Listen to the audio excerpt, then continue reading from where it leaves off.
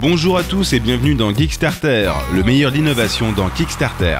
Avec cette semaine, un carton français. Hello, my name is Adrien Farrugia and this is TEDxP. Mais on commence comme d'hab avec les meilleures entrées de la semaine. En 5e position, avec une petite moyenne de 8$ par minute, on retrouve les lampes Bulbing. Déjà connues des designers, les Bulbing sont des lampes en fausse 3D, une illusion d'optique créée en 2D. Des LED s'éclairent à travers des diffuseurs, recréant une impression de volume. On gagne en espace avec un produit plutôt joli. Les Bulbing reviennent donc avec 3 nouveaux modèles qui embarquent désormais un variateur pour pérenniser votre ambiance. 4e de ce classement avec un gain moyen de 11$ chaque minute, de nouveau une lampe. Celle-ci est portable, rechargeable et hyper lumineuse puisqu'elle éclaire, en lumière chaude et à 360 degrés, jusqu'à 4000 lumens. La torche Zintoni a une autonomie annoncée de 45 jours avec sa batterie de 15 000 mAh. À vérifier quand même selon l'usage. Sinon, on peut aussi la connecter via le Bluetooth au smartphone pour checker l'état de la batterie et programmer différents modes, comme un mode urgence par exemple. Elle se recharge en USB et pourra elle-même faire office de chargeur. Avec 12$ chaque minute, le sac à dos Ryut arrive en 3e position. A priori, rien de révolutionnaire dans ce sac à dos plutôt bien designé. Il a de nombreux rangements à l'intérieur, une poche pour ordinateur portable, enfin du classique. Mais ce qui fait toute la différence, c'est que ce sac à dos est anti-vol.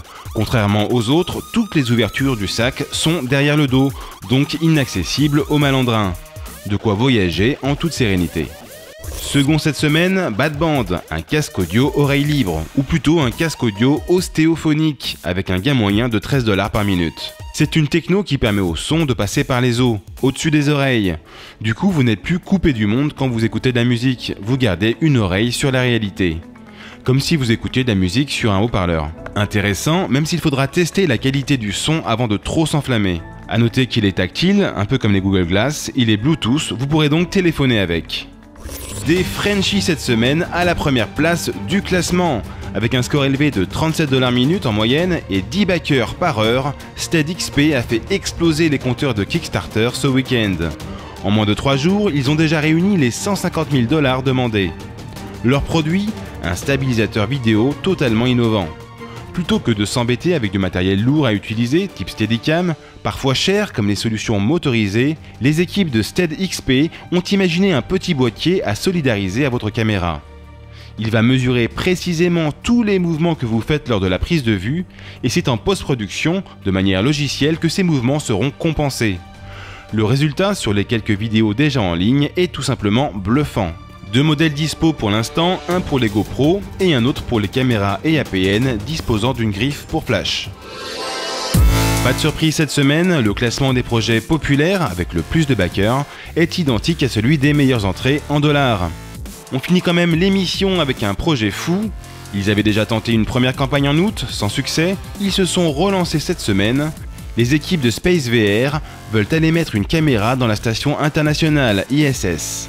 L'idée, c'est de proposer ensuite aux backers de voir en réalité augmentée la vision des astronautes quand ils sont dans l'espace. Un projet ambitieux qui va néanmoins avoir du mal à réunir les 500 000$ nécessaires. Si techniquement tout est au point, le process reste compliqué, puisqu'il faut aller chercher 2 fois par an la carte SD qui contient les 2 heures d'images prises dans l'espace.